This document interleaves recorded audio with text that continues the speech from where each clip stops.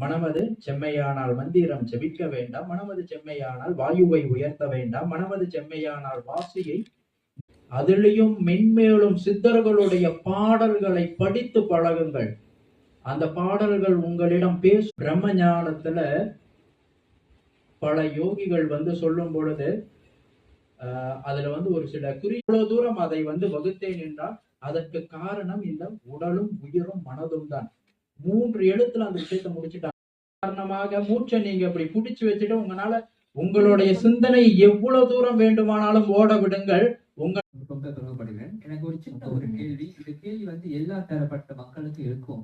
இப்ப யோகம் பிராணாயாமம் அப்படின்னு ரொம்ப எளிமையா தெளிவாக பதில் சொல்லக்கூடிய ஒரு ஆற்றல் உள்ள மாமனிதர் என்று சந்திக்கின்ற போது தமிழர் வாழ்வியல் காப்பியங்களுக்கான நூல்களும் உரைகளும் எண்ணில் அடங்காதவை. இருப்பினும் வாழ்வியலை சீர்படுத்துகின்ற